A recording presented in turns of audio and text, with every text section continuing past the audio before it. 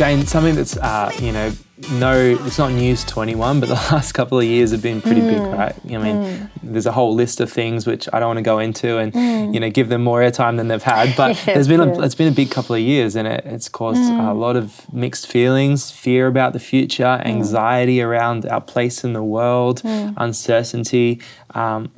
And it seems like the world's, in a lot of ways, is kind of spiraling and trying to navigate through all these different times of uncertainty and unpredictability. Really, it's like this sense of my footing, my place in the world is a bit shaky. How do these feelings affect our inner world? And I want to just talk about some things we could maybe put in place to help us navigate these times. Yes. There's a lot of fear in the world, and fear and love. I mean, we're saying love as a not just an emotion, but love is quite structural. It has responsibility, has structural things and relational things in it.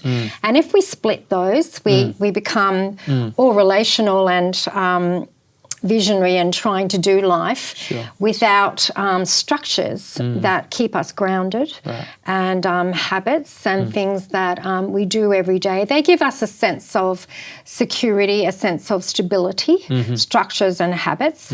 And when things go a bit topsy-turvy, upside down and all as they have, we lose a sense of structure. And putting structure into our world is helpful to gain stability. And so if we're feeling out of control or sort of overwhelmed in life, overwhelm needs the response of more structure. And bogged down needs the response of some vision in life. And so working out what it is that I need, a bit of vision, or do I need some structure? I love that because I was going to ask you, and then you kept going, and I realised I don't need to ask you. I was going to say sometimes we have this illusion of control where we have too much control, and that can be just as much of an anxiety thing where we think we're trying to control our whole world and like our whole sense of peace is based on what we think we have in control, and then one thing slips and we lose control, and then we lose our state of mind. And so it's not just having rhythms and habits and structure and control. It's also having vision. The other end of the spectrum as well, which is really important. What are some of the anxiety symptoms? What are some things that people face when things feel out of control? When we feel out of control, we are actually designed to feel in control. It doesn't mean that we necessarily are in control of everything, but a sense of self-control that I'm aware of what I feel, I'm aware of what I need, I'm aware of what is suitable for me, what are the limits and weaknesses and strengths of my life. We're designed to actually have some awareness of ourself. And self-awareness is a big part of going out into the world in a confident state. If I'm not aware of myself, anxiety and all those things are very easily encroach when I don't have structure and I don't have vision and I'm not in control of myself. I don't have a feeling, a sense of being in control of myself. So anxiety rises when I lose my sense of self. So that would mean that I start taking a stock take. What did you say before? A stock take? It's a great word. Take stock of my condition and be aware of my feelings. Feelings are wonderful. They're big data. They help me. Indicators. They're big indicators and they help me in my life a lot. So if I'm listening to my feelings and I feel anxious or I'm feeling out of control, being able to ascertain what is going on inside me is a very big part of feeling in control. I may not do anything about it, but at least I know and I'm aware, and that awareness is like the first step of being able to take some action. If I'm unaware of what I'm feeling and I'm just doing life but getting progressively more and more anxious, I need to calm it all down by coming into myself and being aware. And so what is the reason I'm feeling anxious? I might ask myself. What would be some things that cause people commonly to feel that anxiety? Like particularly relationally, are there areas of our relationships where maybe boundaries have been broken that are common triggers for anxiety? Yeah. When I don't have a freedom to say no in a relationship, anxiety will rise. Okay. When I when I'm also the controller in a relationship, we can be compliant or controlling. Okay. And sometimes we be the opposite in different environments, which actually tells me that I've got like a chameleon kind of thing on. I change my colours according to my environment.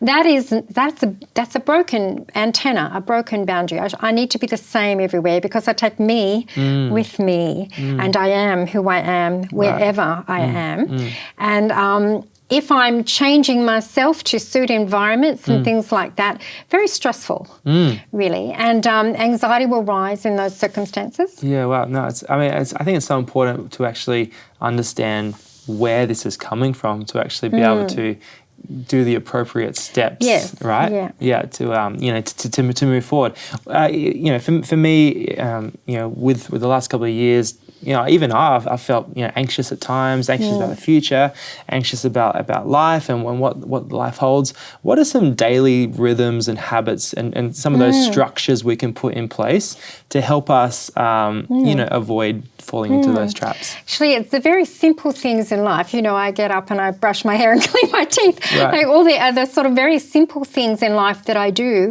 that give structure to life. Right. And they're not actually, they become automated. Right. And so I just can produce in my life the things I need to produce because of these habits that are set, and they're not something that I'm working on every day. Right. And we can stack our habits if we find that we don't have enough stability or grounding or a sense of control in my life, stacking habits. So if I do one thing habitually well, I can stack another one on beside that. So when I do this, I'm going to do this as well. Right. And so, I do that with myself. I have 2 glasses of water in the morning, and while I'm doing that, I'm having a vitamin tablet as well. Right. I've stacked that habit onto my, regular, I have 2 glasses of water when I wake up in the morning. Yeah. And then, you can stack another one on that. And then I will do this, and then I will do that.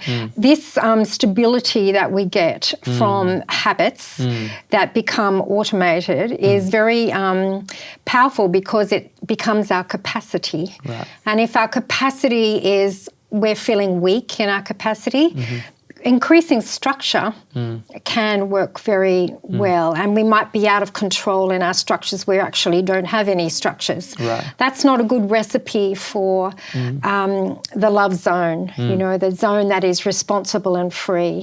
If I'm anxious, I'm not really free. Right. I'm bogged down and weighed down by fear. Basically, it is a fear department. Now, if we were to go to the other extreme, and maybe people are really good at their habits, like a little too good at their habits, and all their ducks in a row. Yeah. What are some things practically we can do on the other extreme to not be so rigid in the way we order our world? I think that's the call for vision. Where am I going in life? If I just do my day-to-day every day and I can do that well, but where am I going, and what is my purpose for doing all these things? Where do I want to be in 12 months? Where do I want to be in 5 years? Where do I want to be tomorrow? Those sorts of things. If I don't have any vision, I'm not motivated. I will start to be drained. I will lose the ignition, lose the spark of life. We are designed to have vision. And a visionless person will become very rigid and probably cranky and nasty. Because there's it's not something to aspire to that gives me purpose. It compels us forward. And a person who's moving forward is a much happier person than a person who is stuck and just being very proud of and self-sufficient in their habits but going nowhere is not a good recipe for a happy life. It's a great distinction. I mean, obviously, like I said, there are a lot of people feeling this today. More than it seems like it's on the rise pretty rapidly. Even in minor levels. How can we actually notice it in others and actually be a blessing to people who maybe are experiencing different levels of anxiety at work or at home? How do we actually navigate relationally other people going through anxiety? Actually, I think the best answer to that is to be that myself. Sure. Because that's health begets health. And so if I'm doing, that as well as I can, and I have a sense of stability, and a person who is able to love, and that is to be free and responsible, to be relational and structural, or to have the emotional part of my life working and the structural part of my life working in joined together. Right. It's when we split them, we get trouble. And so if another person beside me is experiencing those things, when I am that for them, they get a model, they something to get a reference point from. So that's a gift in itself. And then, a conversation and awareness of people's feelings, because feelings are the indicator of the state of my heart, which is actually where my life goes. If my heart is going somewhere, my life is going there. Right. And, wherever my heart is taking me, I will find results and fruits of that in my life.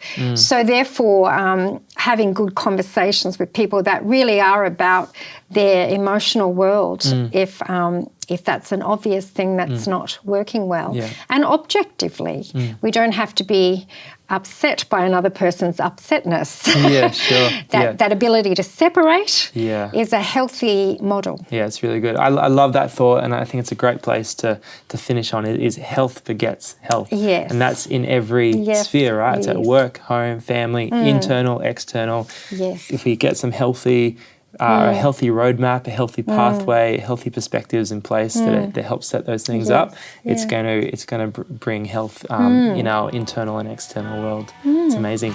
Thank you, Jane. You're incredible. Thanks. Appreciate all your wisdom. It's been wonderful. Thanks.